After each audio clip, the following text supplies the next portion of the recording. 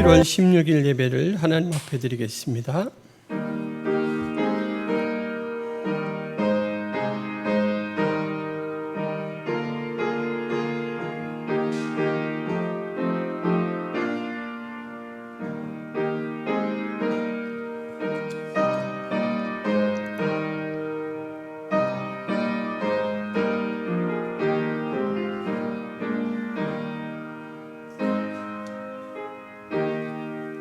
하나님 아버지, 이 시간 주께서 사랑해 주시는 귀한 자녀들이 경배와 찬양으로 하나님 앞에 영광을 돌립니다. 이 예배를 기쁘게 받아 주옵시고 성령의 교통과 말씀이 깨달아지는 은혜가 저에게 함께하게 하여 주옵소서. 예수 그리스도의 이름으로 기도하옵나이다. 아멘.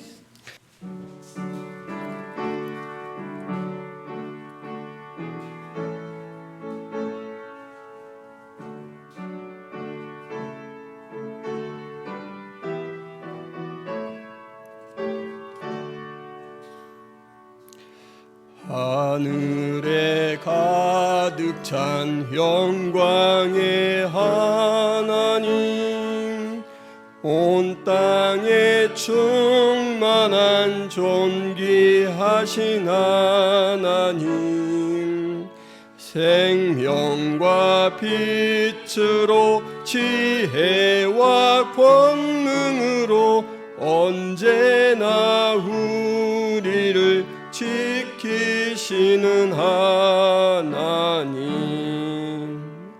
성부와 성자와 성령 삼위의 하나님, 우리 예배를 받아주시옵소서.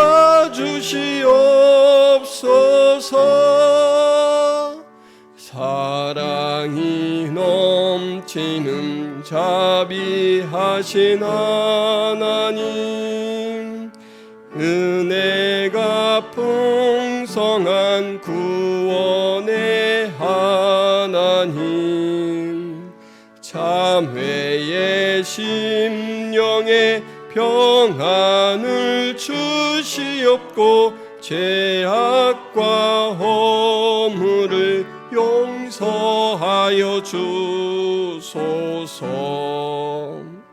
찬송과 영광과 생명 구원의 하나님,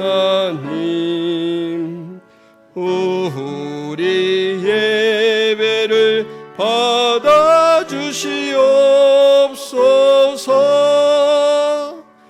연약한 심령을 굳게 세워주시고 우둔한 마음을 지혜롭게 하시고 주의 뜻 받들어 참되게 살아가며 주 말씀 따라서 용감하게 하소서.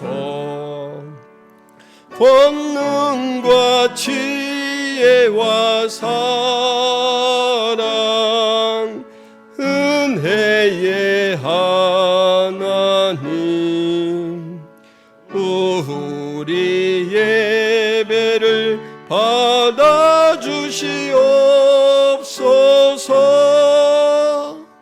주 앞에 나올 때 우리 마음 기쁘고 그 말씀 힘되어 새 희망이 솟는다.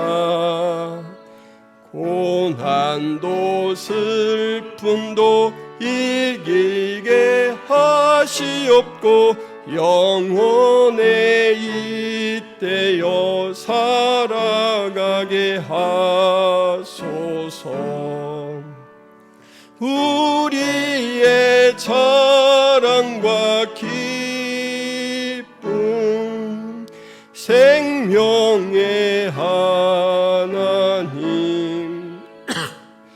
우리 주시옵소서.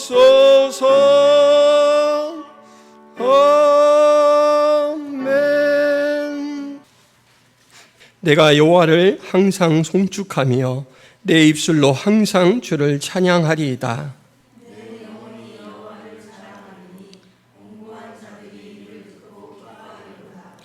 나와 함께 여호와를 광대하시다 하며 함께 그의 이름을 높이세.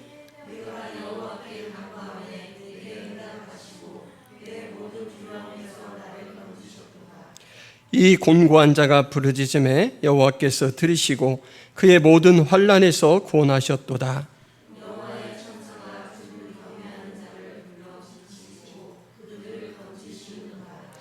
너희는 여호와의 선하심을 맛보아할지어다. 그에게 피하는 자는 복이 있도다.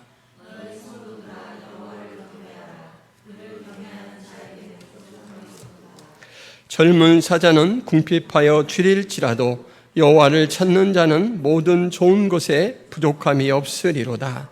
아멘. 전능하사 천지를 만드신 하나님 아버지를 내가 믿사오며 그 외아들 우리 주 예수 그리스도를 믿사오니 이는 성령으로 잉태하사 동정녀 마리아에게 나시고 본디오 빌라도에게 고난을 받으사 십자가에 못 박혀 죽으시고 장사한 지 사흘 만에 죽은 자 가운데서 다시 살아나시며 하늘에 오르사 전능하신 하나님 우편에 앉아 계시다가 저리로서 산자와 죽은 자를 심판하러 오시리라.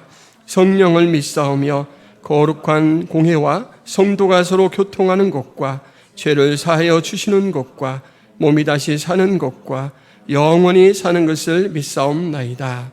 아멘.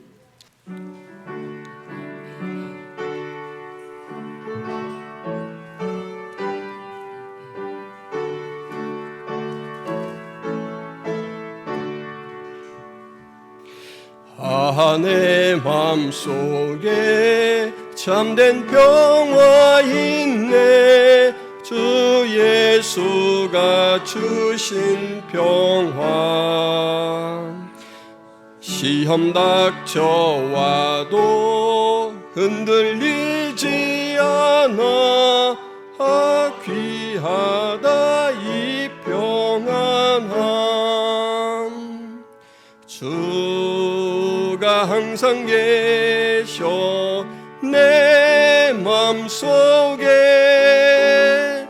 주가 항상 계셔 기쁘다. 주 나의 맘에 계셔 위로하시네. 어찌 내가 주를 떠나 살까. 이 귀한 평화 내가 받고 보니 내 슬픔이 사라지고 맘의 기쁨 넘쳐 주를 찬양하네. 평화의 임금 예수. 주가 항상 계셔 내 맘속에. 주가 항상 계셔 기쁘다. 주 나의 맘에 계셔 위로하시네. 어찌 내가 주를 떠나 살까. 주 날개 아래 내가 사는 동안 이 보배를 빛내리라. 기쁜 그날이 와 주를 만나 뵐 때 그 평화 영원하리. 주가 항상 계셔 내 맘속에. 주가 항상 계셔 기쁘다. 주 나의 맘에 계셔 위로하시네. 어찌 내가 주를 떠나 살까. 화성교회 주평 장로님 대표로 기도해 주시겠습니다. 온 우주 만물의 주관자 되시고 또 우리를 하나님의 형상을 닮은 사람을 창조하시고 심히 좋았더라 말씀하신 좋으신 우리 아버지 하나님, 죄악이 관영하고 죽음이 가득한 험한 세상 가운데서 금년 6개월 동안도 우리들을 눈동자와 같이 지키시고 인도해 주셔서 거룩하고 복된 주님의 날에 심히도 부족하고 연약한 자들을 은혜의 보좌 앞에 예배자로 부르시어 성령과 진리로 마음과 뜻과 정성을 다해 예배하며 나아갑니다. 우리의 모든 죄악을 사하시고 주님과 교통하는 시간 되게 인도하옵소서. 2021년 11월 27일 이곳에 김보성화 교회를 세우시고 1년 6개월 여정 가운데 성령님의 강권적 역사가 있음에 깊이 감사드립니다. 하나님의 섭리와 뜻 가운데 주님의 보혈의 피로 세우신 성화교회가 하나님의 강한 손에 붙잡혀 승리하는 교회로, 반석 같은 교회로 세워주시옵소서. 신실한 종 한유봉 목사님 또 네 분을 주께서 붙드시고 그 가족들을 붙드시고 천하보다 귀한 성도들을 주님의 사랑으로 하나로 묶어 협력하여 선을 이루어 가도록 주님이 오실 때까지 사명을 잘 감당하도록 능력과 은혜를 함께하여 주시옵소서. 성화교회 금년 교회 이제 주제로 세움을 주셨는데 이 목표로 주님 이제 나아가며 또 나아가서 또 달성할 수 있도록 도와주시옵소서. 간절히 기도하기는 금년 이 성화교회 주일학교를 잘 세워가도록 도와주시고 성경 공부를 통해서 개인적, 인격적으로 신앙을 고백할 수 있는 신앙으로 양육되어 또 나가도록 인도해 주시고 천사노인 요양원에서 예배하는 기도의 사역에 은혜를 주시고 교회에 필요한 재정이 충만히 채워지도록 도우시고 역사하여 주옵소서. 곳곳에 집중호우로 어려움을 겪고 있는 심령들이 많이 있습니다. 속히 주님 이 모든 어려움이 복구되어 일상으로 돌아갈 수 있도록 도와주시옵소서. 특별히 교회를 또 힘을 다해 섬기는 한영봉 목사님 지치지 않도록 영육의 강건함과 날마다 성령 충만, 은혜 충만, 말씀 충만케 인도해 주옵소서. 이제 생명의 말씀을 증가하시는 한영봉 목사님 오른팔에 붙드시고 선포되는 말씀이 우리의 모든 심령 골수를 쪼개어 새롭게 하는 능력의 말씀으로 역사하여 주옵소서. 이 모든 말씀 길이요 진리요 생명이 되시는 예수님의 이름으로 기도하옵나이다. 아멘. 교회 소식을 말씀드리겠습니다. 김포성화교에 오신 성도 여러분을 주님의 이름으로 환영하고 축복합니다. 2023년 교회 표 세움 잘 기억하시고 다음 세대와 가정과 교회가 또 이웃이 선한 영향력으로 잘 세워져 갈 수 있도록 힘쓰시고 기도해 주시기 바랍니다. 오후 시간에 계속해서 소그룹 모임을 합니다. 성경 통독을 위한 성경 문제풀이를 진행하고 있습니다. 이번에 7번째 이렇게 문제가 나가는데 매일 성경을 한 장씩 읽고 본문과 관계된 문제의 답을 기록하여 주일에 헌금함에 제출해 주시기를 바랍니다. 답을 확인하고 주복꽂이에 넣어드리겠습니다. 오후에 저는 성광교회 김정태 목사님 심우하시는 성광교회 남전도의 헌신예배 인도로 좀 다녀오겠습니다. 그리고 지역전도 18일 화요일, 19일 수요일, 20일 목요일에 있습니다. 천사노인 요양원 사역 21일 금요일에 있습니다. 지난주에 등록한 교우 김호환 집사님, 이승권 형제님 이렇게 등록해 주셨습니다. 후원 선교사님들 이길 한마음 베트남에서 선교하시고 김경민 목향이 선교사님 대만에서 선교하시는데 함께 계속해서 기도해 주시기 바랍니다. 김포 성화교회 예배는 유튜브 창에 김포 성화교회를 검색하시면 언제든지 함께 하실 수 있습니다. 그리고 오늘은 이렇게 또 화성교회에서 여러 교우들이 예배에 참석해 주셨습니다. 여호와께서 레아가 사랑받지 못함을 보시고 그의 태를 여셨으나 라헬은 자녀가 없었더라. 레아가 임신하여 아들을 낳고 그 이름을 르우벤이라 하여 이르되 여호와께서 나의 괴로움을 돌보셨으니 이제는 내 남편이 나를 사랑하리로다 하였더라. 그가 다시 임신하여 아들을 낳고 이르되 여호와께서 내가 사랑받지 못함을 들으셨으므로 내게 이 아들도 주셨도다 하고 그의 이름을 시므온이라 하였으며 그가 또 임신하여 아들을 낳고 이르되 내가 그에게 새 아들을 낳았으니 내 남편이 지금부터 나와 연합하리로다 하고 그의 이름을 레위라 하였으며 그가 또 임신하여 아들을 낳고 이르되 내가 이제는 여호와를 찬송하리로다 하고 이로 말미암아 그가 그의 이름을 유다라 하였고 그의 출산이 멈추었더라. 아멘. 여러분 혹시 뒤흉박이라는 말 들어보셨나요? 그 박을 보통은 가운데를 이렇게 켜서 쪼갠 다음에 이렇게 안을 파내고 그 박껍질 안에 붙어 있는 하얀 이 속살은 너무너무 맛있는 박나물을 만들어 먹죠. 그렇게 해서 이제 바가지로 쓰는데 뒤흉박이라는 것은 그렇게 쪼개지 않고 이 꼭지 부분에 이렇게 아주 좁게 구멍을 뚫고 그것을 통해서 가운데 속을 싹 파냅니다. 보통 이제 조롱박 같은 것으로 많이 만드는데 옛날에는 그곳에 다음 해에 심을 곡식종자 같이 아주 귀한 것들을 넣어서 보관했습니다. 그런데 이런 속담이 있어요. 여자 팔자, 뒤흉박 팔자다. 권사님은 벌써 아시고 웃으시는데 우리 젊은 분들 이런 말 들어보셨나요? 들어보셨군요.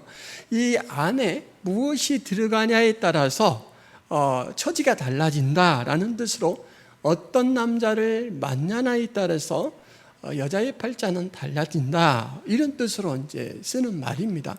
이 뒤흉박이 부잣집에 있느냐 가난한 집에 있느냐에 따라서 안에 들어가는 내용물이 상당히 다릅니다. 그래서 그런 측면에서 보자면 참 맞는 말인데 지금 시대하고는 어울리지 않습니다. 그렇죠? 요즘에는 여자 팔자가 남자를 쫓아가지 않죠. 절대로. 여권 신장도 됐고 또 여성들도 힘이 있고 해서 충분히 독립적으로 얼마든지 일도 할 수 있고 그렇습니다.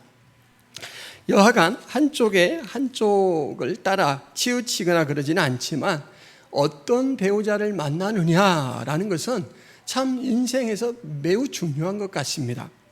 그런데 오늘 이 본문에 등장하는 주인공 레아는 그야말로 여자 팔자, 뒤흉박 팔자라는 말과 연결시켜 보자면 이 첫 인생의 코 결혼부터 뒤틀어진 상태에서 출발을 했습니다. 여러분 오늘 등장하는 이 주인공 레아의 남편은 야곱입니다. 이 야곱이 어떤 일로 말미암아 형이 이 야곱을 해치려는 그런 마음을 먹었고 부모님이 이 멀리 떨어져 있는 외삼촌 집에 피난을 보냈는데 야곱이 이 외삼촌의 둘째 딸 라헬을 보자마자 그냥 눈이 뿅 갔습니다. 워낙 이뻐 보였어요. 그래서 한참 지켜보다가 외삼촌에게 건의를 합니다. 외삼촌, 제가 비록 빈몸으로 여기에 왔지만 열심히 7년간 무인 봉사를 할 테니까 둘째 딸을 제 아내로 주시면 안 되겠습니까? 야곱을 이렇게 좀 지켜봤는데 라반이 볼 때 꽤 쓸만한 사람이에요. 일도 잘하고. 그래서 아이 좋지. 그러고 이제 허락을 해서 7년간 열심히 일을 했습니다. 7년이 차고 야곱이 외삼촌 이제는 좀 결혼을 시켜주시죠. 그랬더니 외삼촌이 아이 그러지. 그리고 잔치를 아주 성대하게 열어줬어요. 그런데 밤에 이 신방에는 이 약속한 라헬 둘째 딸을 넣어준 게 아니고 이 레아 큰 딸로 바꿔치기를 했습니다. 여러분 깜깜한 중에 고사를 치르고 아침에 일어나 봤더니 세상에나 신부가 바뀌어 있어요. 근데 레아에 대해서 성경은 뭐라고 이야기하냐면 레아는 시력이 약하고 라헬은 곱고 아름다웠다라고 해요. 레아는 시력이 약하다라고 할 때 이 약하다라는 말은 두 가지 의미가 있습니다. 하나는 지금처럼 말 그대로 시력이 떨어지는 거예요. 또 하나는 눈에 부드럽다, 눈이 부드럽다라는 말은 이렇게 인자하다라는 뜻이 아니고 눈동자가 흐릿하다라는 말입니다.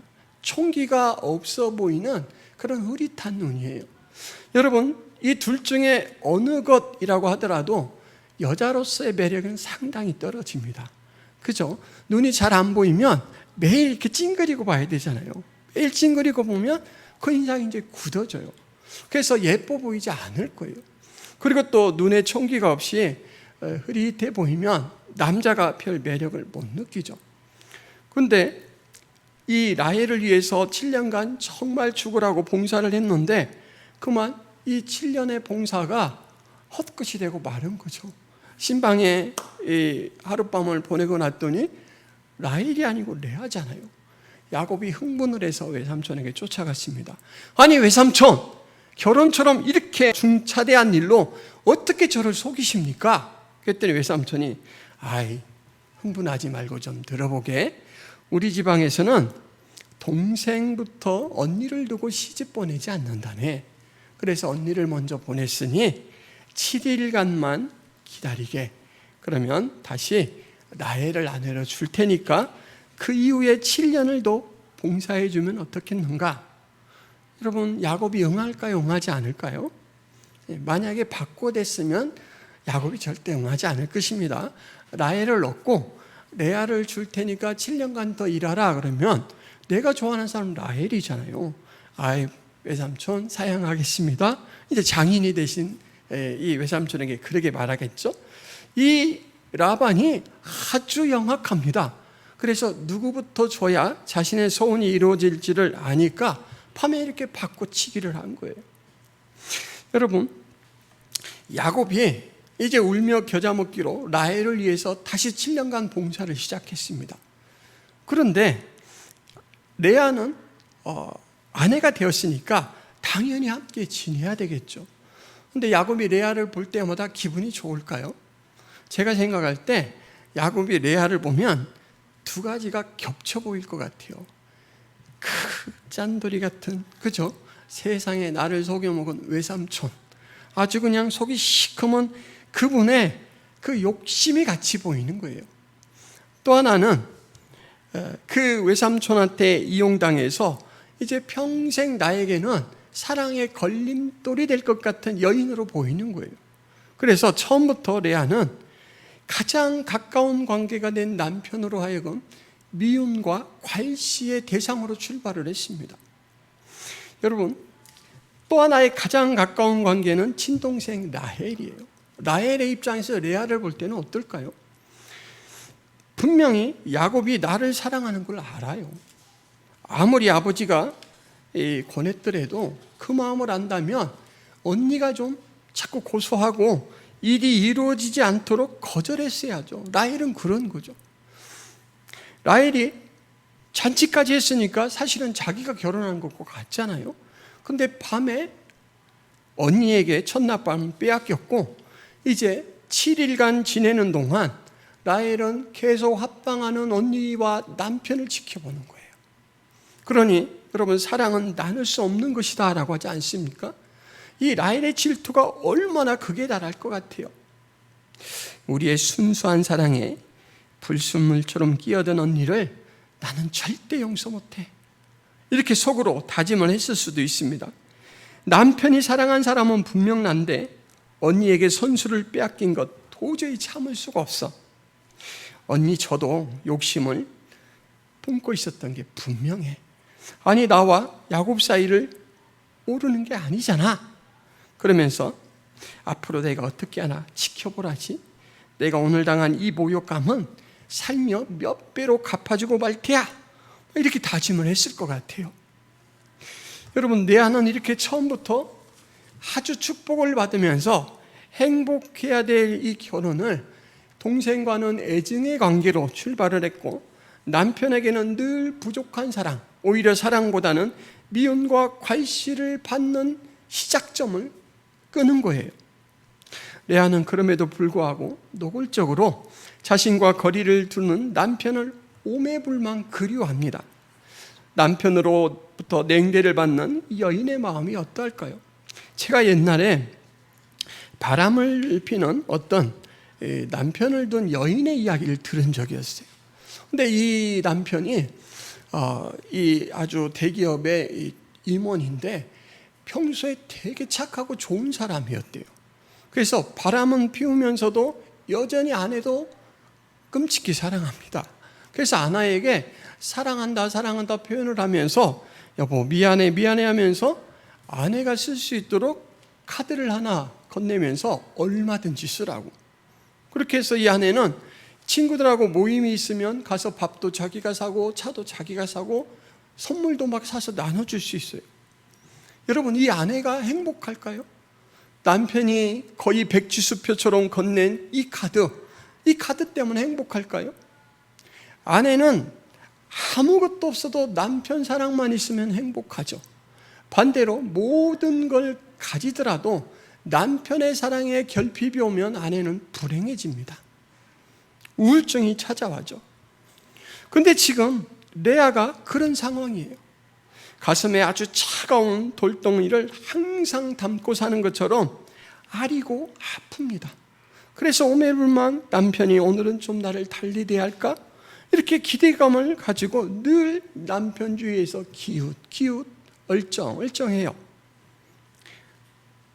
여러분, 레아의 마음이 어떠했는지 자식을 낳고 장명을 할 때마다 그 마음이 드러나는데 첫째 아들을 낳고는 르우벤이라고 이름을 붙였습니다.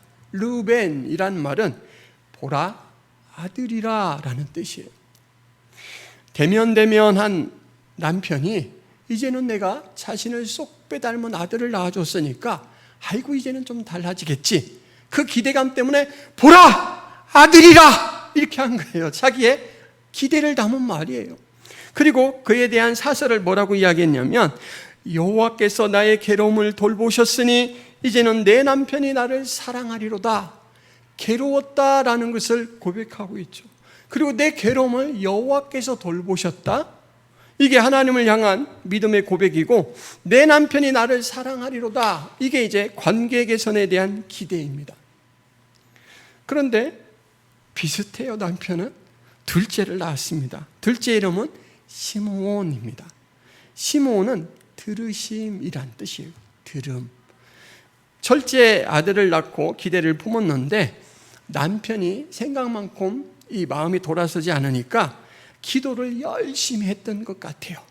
그래서 응답으로 얻은 아들이라는 그 고백을 담아서 시므온이라는 이름을 붙였고, 그리고 나서 또 사설을 이렇게 답니다. 여호와께서 내가 사랑받지 못함을 들으셨으므로 내게 이 아들도 주셨도다. 여전히 사랑받지 못해요. 여러분, 같은 여인의 입장으로 참 얼마나 불쌍해 보여요. 근데 하여간 여기까지 보면 항상 레아는 하나님이 앞섭니다. 하나님이 나를 내 괴로움을 보셨다. 내가 사랑받지 못함을 알고 계신다. 그리고는 이제 뒤에 남편이 나에게 좀 달라지겠지 않은 염원을 붙입니다. 그런데 똑같아요. 그래서 세 번째 낳았을 때는 레위라고 붙입니다. 레위는 연합이라는 말이에요. 이제는 정말 나하고 꼭 연합해 주겠지. 그런데 이 세 번째 아들을 낳고서는 좀 문장 형식이 달라집니다. 여호와께서 뭐뭐 하셨으니 이 말은 싹 없어졌어요. 그리고는 조건이 앞에 배치가 됩니다. 내가 그에게 세 아들을 낳았으니, 세상에 내가 아들을 셋이나 낳아줬는데 나를 쫓아내겠어? 이런 이제 자신감이 좀 붙잖아요. 근데 이 레아는 셋이나 낳아줬으니 이제는 정말 나와 연합해 주겠지. 라헬은 아직 한 명도 안 낳았잖아요. 그래서 여호와께서 뭐뭐 하셨으니 라는 형식은 생략되고 조건이 앞에 붙고, 또 한 가지 염원이 강하게 강조되는 게 뭐냐면 지금부터라는 말입니다. 지금부터는 나와 연합하겠지라는 그런 염원을 가졌어요. 참 보기에도 딱한 레아의 처지입니다. 넷째 아들의 이름은 유다입니다. 여러분, 유다는 찬송이라는 뜻이에요. 찬송. 근데 이 넷째 아이를 놓고 말하는 거나 이름 짓는 것을 보면 셋째 때와는 완전 정반대입니다. 남편의 사랑에 대한 염원은 없고요, 오로지 하나님에 대한 믿음 고백과 선언만 있습니다. 내가 이제는 여호와를 찬송하리로다. 남편 사랑에 대한 염원은 사라지고 오롯이 하나님에 대한 찬송만 드러나는데, 어떤 특별한 계기가 되는 사건이 있었는지는 성경에 드러내지 않아요. 점진적인 마음의 변화가 도달한 그 믿음의 결과였는지 성경이 기록하지 않습니다. 근데 우리가 분명히 알 수 있는 것은, 레아가 이렇게 남편의 냉대에도 불구하고 하루하루 삶을 계속해서 진행해 오면서 우울증에 빠지지 않고 건강하게 살아왔던 이유, 그것은 바로 여호와의 보살핌 때문이다라는 것입니다. 31절 말씀 같이 한번 읽어볼까요? 여호와께서 레아가 사랑받지 못함을 보시고 그의 태를 여섰으나 라헬은 자녀가 없었더라. 하나님이 처음부터 개입을 시작하셨습니다. 첫째를 낳을 때도, 둘째를 낳을 때도, 셋째를 낳을 때도, 넷째를 낳을 때도 그 외로운 처지에 있는 레아와 하나님은 교통해 주셨어요. 얼마나 그 교통하시는 손길이 강했던지 레아는 매번 아들의 이름을 지으면서 그 사설을 하나님께서 하신다, 하나님께서 이끌어 주셨다, 들어주셨다 이렇게 말하고, 드디어 이제 유다를 낳고는 나는 하나님을 찬송하리로다 이렇게 선언해요. 사람에 대한 미련은 저만치 물러가고 이제는 하나님을 오롯이 바라보면서 하나님으로 충만해졌습니다 라고 고백합니다. 여러분, 레아의 믿음은 레아 스스로 열심을 내서 아주 오랫동안 단련하고 훈련한 결과일까요? 항상 믿음은 인격적인 교제를 통해서 성장합니다. 여러분, 믿음을 성장시키는 이 과정이 있는데, 첫째, 이 사실, 하나님께서 일하시는 사건과 우리가 직면하게 돼요. 팩트죠. 사실을 보고 그 사실 속에 말할 수 없는 그 능력자 하나님께서 지극히 작은 나에게 일하시는 부분을 보고는 감격하며 고백합니다. 믿음을 가져요. 팩트에서 이제는 믿음, 페이스로 넘어오죠. 그리고 그 믿음이 가슴에 계속 울림이 되면 여러분 어떤 상태가 되는지 아세요? 하나님의 손길을 매 순간 느끼며 삽니다. 필링입니다. 그렇게 느끼며 살 때 마음이 부드러워져요. 이런 상태가 되면 외부의 자극으로 신경이 메말라질 것 같은 그런 상황에서도 내 앞에 캄캄한 벽이 다가섰지만 주께서 위로 새로운 길을 여셔서 주를 바라보게 하신나이다 하고 기도하며 하나님 앞에 그 능력의 오른손, 그 손을 붙들고 일어서게 됩니다. 지금 레아는 그런 삶을 살고 있는 것입니다. 그리고 그렇게 레아가 견뎌올 수 있었던 것, 변화될 수 있었던 것은 전적인 하나님의 은혜다라는 것이죠. 이사야 선지자도 약하고 무시당하는 자를 불쌍히 여기시는 하나님에 대해서 이렇게 고백했습니다. 하늘이여 노래하라, 땅이여 기뻐하라, 산들이여 즐거이 노래하라. 여호와께서 그의 백성을 이루하셨은즉 그의 고난당한 자를 궁일이 여기실 것임이니라. 여러분, 하나님은 인격자시고 우리 또한 인격체입니다. 인격 대 인격의 만남은 서로 부르고 느끼고 통하는 만남입니다.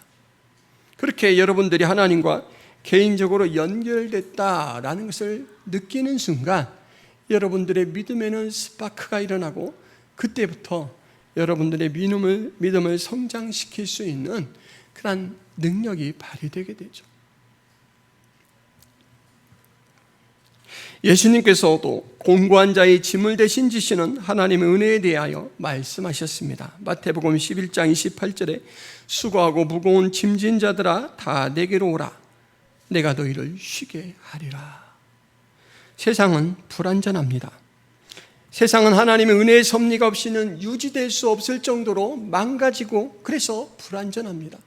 심지어는 가장 사랑하는 관계로 맺어진 남편과 아내 사이에도 사랑의 교통보다 미움과 괄시가 작용하고 있잖아요. 인간의 타락 이후에 점점점 사랑은 식어져 가고 그 속에서 이기적인 욕구만 많이 이렇게 오가죠. 그래서 세상 중에서는 절대적인 것이 없습니다. 그러므로 여러분, 세상에서 절대적인 기대를 품고 살면 여러분들은 늘 세상에 대하여 배신감을 느끼게 됩니다. 사람도 감정의 지배를 받기 때문에 아무리 외형적 형식이 완벽하다 하더라도 실질적으로는 다를 수 있습니다. 여러분, 쇼인도우 부부라는 신조어, 지금은 이제 신조어도 아니죠. 이런 이야기 들어보셨죠? 실상은 행복한 결혼 생활을 하고 있지 못합니다. 그러나 사회적인 체면이나 여러 가지 이유 때문에 아주 인고 부부 같은 행동을 하며 지내는 사람들을 쇼인도우 부부라고 해요. 사회적 지위와 체면 때문에 주변의 시선을 의식하여 공개적인 곳에서는 행복한 부부인 것처럼 행세하지만 개인적인 대화나 부부관계, 서로에 대한 존중과 애정이 사라진 부부, 그 부부로 사는 게 얼마나 참 힘들고 불행합니까? 대중들에게 자주 노출되는 정치인, 기업인, 연예인 등 유명한 사람들이 이렇게 그런 일을 겪는 경우가 많죠. 여러분, 우리의 궁극적인 관심은 이러한 세상, 불완전한 것으로 향하지 말고 하나님께로 향해야 됩니다. 나를 이해하고 돕고 공감하기에 세상의 것은 부분적으로 무능하고 무지하고 무감각합니다. 여성 갱년기라는 건 여러분 아시죠? 저는 모릅니다. 저는 잘 몰라요. 정말 잘 모르겠어요. 매번 들어도 갱년기가 오면 막 갑자기 막 얼굴이 확 뜨거워지고 속이 막 열이 확 치솟아 오른다고 그래요. 옆에 있는 못을 막 부수고 싶은 마음이 갑자기 생기기도 한다고 그래요. 맞습니까? 저는 잘 몰라서 여쭙는 거예요. 그래서 저는 갱년기라는 이야기를 들으면 되게 무서워요. 제가 모르는 것이라 어떻게 해줄 수도 없습니다. 이해를 하는 척도 할 수가 없어요. 어느 정도 가면 이게 가짜인 게 드러나잖아요. 제 아내와 제가 참 사이좋게 잘 지냅니다. 근데 가끔 갱년기 증세가 이렇게 온다라고 말하는데 이 사춘기보다 무섭다는 갱년기를 과연 어떻게 이겨낼까? 저는 조마조마하면서 바라볼 뿐 어떻게 해줄 수가 없어요. 여러분, 이것이 세상에 사는 우리의 한계입니다. 다 주고 싶어도 줄 수 없는 것, 이것이 한계예요. 여러분, 사랑하는 자식들에 대해서 어떻습니까? 자식이 아프면 자기의 생명을 좀 끊어내서라도 붙여주고 싶어요. 그 고통을 내가 담당하고 싶어요. 그러나 나는 그럴 수 없습니다. 내 열심은 지극하나 내 능력은 가닿지 못해요. 그래서 그냥 안타까워하고 쩔쩔맬 수밖에 없습니다. 그러나 여러분, 하나님은 다르십니다. 도울 수 있는 능력이 있으시고 돕고자 하는 의지가 있으셔요. 그래서 지금도 찾아오십니다. 그러므로 여러분, 하나님만이 우리의 완전한 의뢰자이다라는 것을 믿으시고 하나님을 바라보시기를 바랍니다. 아삽의 시에는 이런 고백이 있습니다. 하늘에서는 주 외에 누가 내게 있으리요? 땅에서는 주밖에 내가 사모할 리 없나이다. 여러분, 이 믿음으로 여러분이 장착이 되셔야 돼요. 무장이 되셔야 됩니다. 하나님을 향한 믿음으로 무장이 되면요, 사람이 주는 실망도 대수롭지 않은 일로 받아들일 수가 있습니다. 여러분, 하나님을 찾으시기를 바랍니다. 이 땅에서 그 무엇이 아니라 하나님을 찾으셔야 합니다. 이사야 선지자도 신실하신 하나님에 대하여 이렇게 고백했습니다. 여호와 우리 하나님이시여, 주 외에 다른 주들이 우리를 관할하여 싸우나 우리는 주만 의지하고 주의 이름을 부르리이다. 잠깐 반짝 하나님만큼 힘이 있는 것 같고 능력이 있는 것 같고 지배력이 있는 것 같은 것들, 내가 지금 그 세력에 눌려 있지만 결코 이게 끝인 줄을 안다라는 고백이죠. 나는 이것을 넘어서서 영원히 역사하시는 하나님을 보리라 라는 것이죠. 레아는 남편 사랑의 염원에 대해 늘 표현하며 살았지만 하나님의 역사를 결코 단 한순간도 잊어본 적이 없습니다. 그의 삶을 이끌고 그의 믿음을 이끈 것은 바로 하나님에 대한 그의 이 주시라는 것이죠. 분별이라는 것입니다. 오늘 본문에 등장하는 네 아들 중 두 아들의 이름이 하나님의 역사와 직접적으로 관련이 있습니다.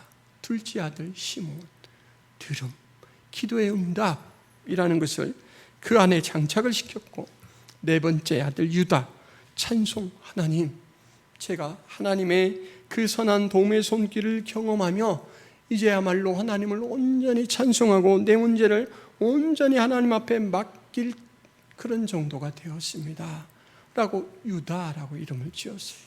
시므온, 유다 부를 때마다 이 레아는 계속해서 하나님의 그 놀라운 은혜의 역사를 기억할 수밖에 없습니다.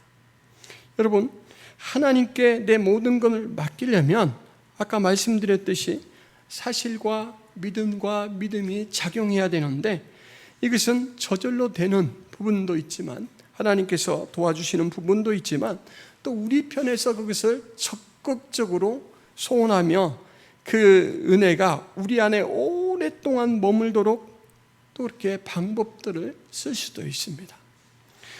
제가 학교 다닐 때, 신학대학원 다닐 때 양승원 목사님이라는 분이 지도를 해주셨는데, 이분이 해주신 이야기가 지금도 기억에 이렇게 참 또릿하게 남아서 제가 이 이야기를 여러분들에게 전합니다.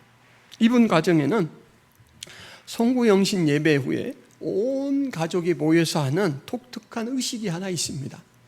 한 해를 보내고 한 해를 맞이하는 그 예배를 드리고 집에 오면 온 가족이 둘러앉는 거예요.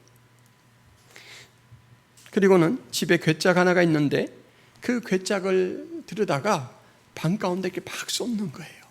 그러면 그 안에서 여러 물건들이 나오는데, 이 괴짝 안에 있는 물건은 1년 동안 가족들이 지내면서 하나님이 나를 도와주시는구나, 하나님이 나를 붙드시는구나, 하나님의 은혜를 베푸시는구나 라는 것을 느낄 때마다 그에 대한 단서가 되는 물건을 하나씩 넣어놓는 거예요. 그래서 다른 사람은 몰라요. 내가 받은 대학 합격 통지서가 들어있고, 또 어디가 많이 아파서 병원에 가서 진단을 받아봤는데 검진 결과가 별거 아니래요. 조금만 신경 써서 치료를 받으면 나을 수 있겠다라는 그 건강진단서, 또 그것을 어떤 사람 넣어놨어요. 그러고 나서 이제 괴짝을 쏟아놓은 다음에 그 물건을 넣어놓은 사람이 이렇게 들고 설명을 하는 거예요. 이건 7월 언제 나에게 주신 응답인데 이러이러한 사연이 있어요. 그러면 가족들이 아멘 하고 이제 함께 기뻐하는 거예요. 그러니까 가족들에게 임한 하나님의 은혜를 이날 온 가족이 서로 간증을 나누는 거예요. 참 지혜로운 목사님이다라는 생각이 들어요. 각자에게 찾아온 하나님의 은혜를 1년 동안 시간에 그 틀 속에 잘 모아놓다가 마지막에 모든 가족들의 기억을 통과해서 하나님은 살아계시다, 하나님은 우리를 보신다, 하신다, 위하신다, 이것을 확인시키는 것이죠. 여러분들도 한번 시도해보면 좋을 것 같습니다. 그런데 어느 해에 똑같은 의식을 치르는데 괴짝을 막 쏟기 시작했는데 갑자기 툭 하고 아주 무겁고 둔탁한 것이 떨어졌어요. 가족들이 갑자기 시선이 거기에 딱 꽂혔죠. 근데 그 물건을 보는 순간 갑자기 모든 가족들의 몸이 마비가 된 것처럼 얼음이 됐어요. 얼음 하고는 자기도 모르게 하고는 이제 한 5분 정도씩 자기들의 시간을 갖고 와요. 어떤 사람은 밖에 나가서 바람을 한번 쐬고 오고, 어떤 사람은 세수를 하고 오고, 어떤 사람은 한쪽 구석에서 찔끔찔끔 눈물을 닦아내고 와요. 여러분, 이 물건이 뭐냐면 찌그러진 자동차 번호판이에요. 가족 여행을 가다가 교통사고를 당했습니다. 차는 폐차가 되어서 번호판만 떼어왔어요. 차가 그 정도가 됐는데 온 가족은 찰과상 이상 어떤 중한 부상을 당한 사람이 하나도 없어요. 그래서 이 물건을 놓을 때도 아멘 하나님 감사합니다 감사합니다 했던 이 사람들이 이 물건을 보자마자 그때의 감격이 그냥 갑자기 밀려와서 어찌할 수가 없는 거예요. 여러분, 은혜는 계속해서 우리 인격에 찌릿찌릿 역사하도록 여러분들이 자꾸 실제적이고 현실적인 것으로 만들 필요가 있습니다. 하나님은 계속해서 역사해 주셔요. 근데 그 역사가 단절되지 않고 끊임없이 지속되는 것이다 라는 것을 아는 방법은 과거를 통해서, 그리고 미래는 약속을 통해서 확인하는 것입니다. 저도 한동안 기도 응답을 적은 노트를 사용한 적이 있습니다. 여러분, 기도 응답을 적은 노트도 이런 효과가 있어요. 어떤 사람이 기도 부탁을 해서 그 기도를 오랫동안 해왔는데 어느 날 갑자기 응답됐어요 라고 하면서 사연을 알려줘요. 간증을 듣는 것이죠. 그러면 또 이렇게 탁 지우면서 몇 월 며칠 응답 이렇게 해놓으면 그 남은 아직 응답되지 않은 기도를 하기 위해서 그 노트를 펼칠 때마다 하나님이 어떻게 내 주변에 또 나의 기도에 역사하셨는가가 보이죠. 그때마다 기도할 힘과 용기가 생깁니다. 개척을 준비하면서 아내와 1년 정도 저녁 때 교회 나가서 1시간씩 같이 기도를 했습니다. 깜깜한 지하 성가대실에서 이렇게 좀 떨어져서 기도를 하면서 저는 한 가지 작업을 더 했어요. 교회에 필요한 것들을 이제 생각하면서 어느 방에 어떤 물건이 있어야 된다를 빗자루 하나, 쓰레기통 하나까지 생각해서 막 적었어요. 잠옷실, 쓰레기통, 쓰레바지, 빗자루, 책상 이렇게 적었어요. 근데 적다 보니까 엄두가 나지 않습니다. 그냥 이 교회를 새로 시작해야 되는데 들어갈 돈이 어마어마하게 막 불어나는 거예요. 곱시 나요. 아니 도대체 이걸 어떻게 세울 수 있지? 우리 형편에. 근데 하여간 적었어요. 필요하니까. 여러분, 그리고 개척교회를 시작하고 나서 그것이 이제 채워질 때마다 제가 또 적었어요. 몇 월 며칠 언제 어떤 방법으로 이것이 되었다라는 걸 적었어요. 제가 그것을 적으면서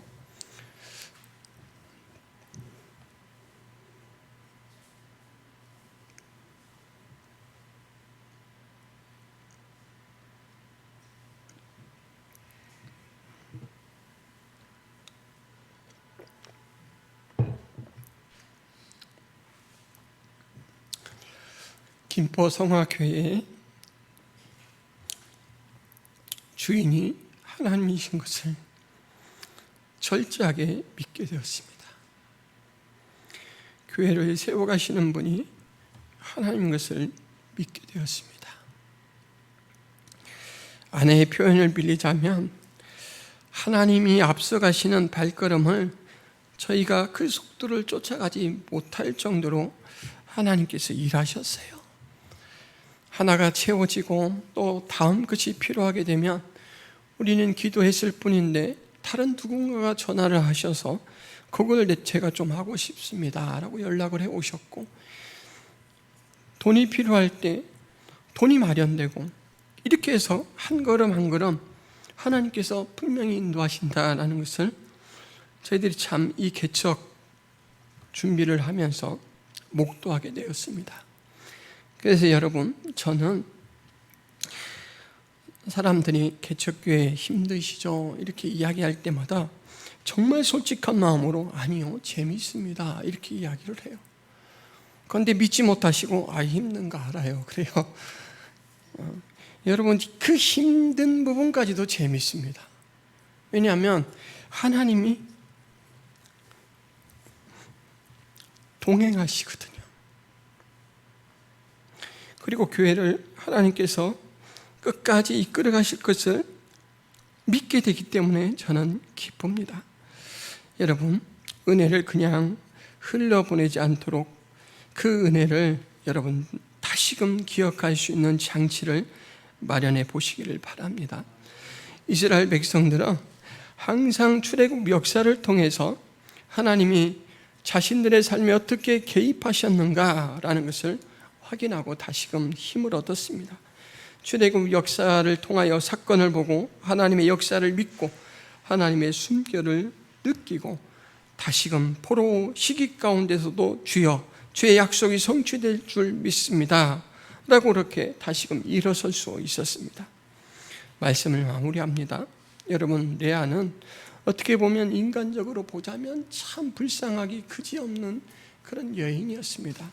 가장 행복해야 될 결혼 생활이 남편으로부터는 미움과 괄시를 받는, 그리고 가장 사랑했던 동생에게는 이제는 애증관계로서 평생 경쟁관계로 살아가야 되는 그런 삶을 시작하였어요.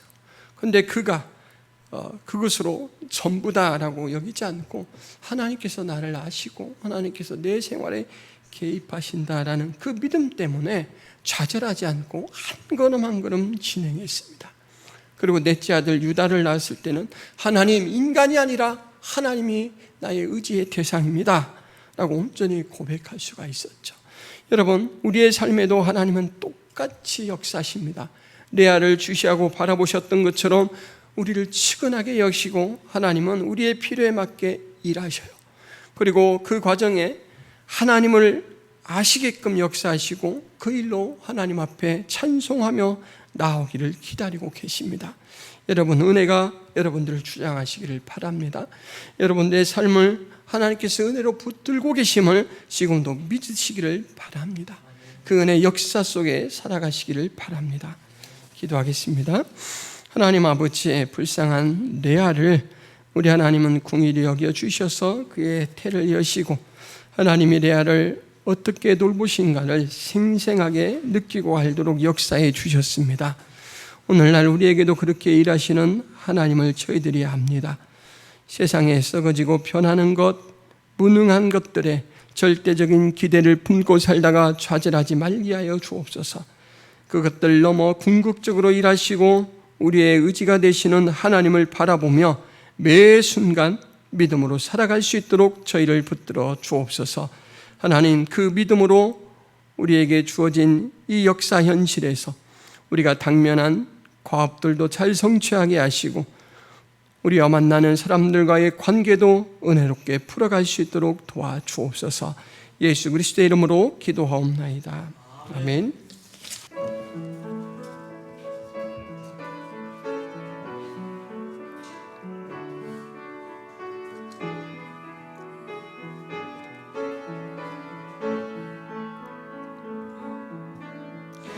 너의 하나님 여호와가 너의 가운데 계시니 그는 구원을 베푸실 전능자시라.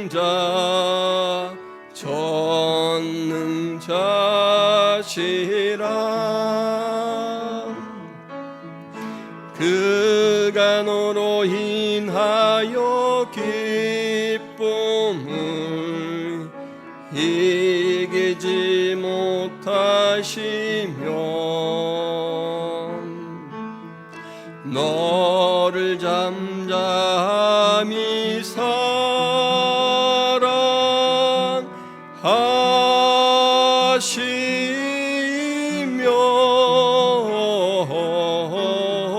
즐거이 부르며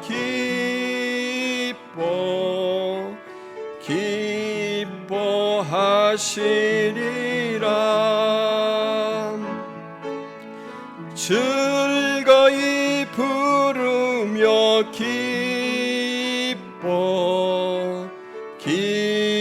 기뻐하시리라.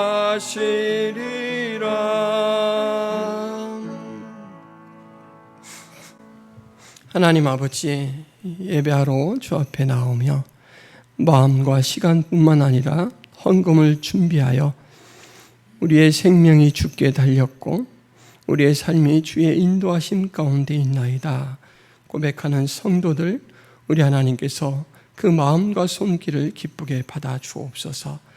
드리며 하나님 앞에 전적으로 의뢰하는 그 마음을 붙들어 주셔서 일평생 주와 연합하여 살아가는 기쁨이 있게 하여 주옵소서. 또한 하나님, 주님의 뜻을 잘 분별하여서 이 땅 가운데 주의 사랑을 드러내고 주의 생명을 전하는 삶을 살아갈 수 있도록 도와주옵소서. 필요를 하나님의 손길과 주님의 능력으로 공급하여 주옵소서. 이제는 예수 그리스도의 은혜와 하나님 아버지의 크신 사랑과 성령 하나님의 감화 교통의 역사가 김포 성악의 모든 성도들 머리 위에, 하나님의 백성들 머리 위에 이제부터 영원토록 함께 있을지어다. 아멘.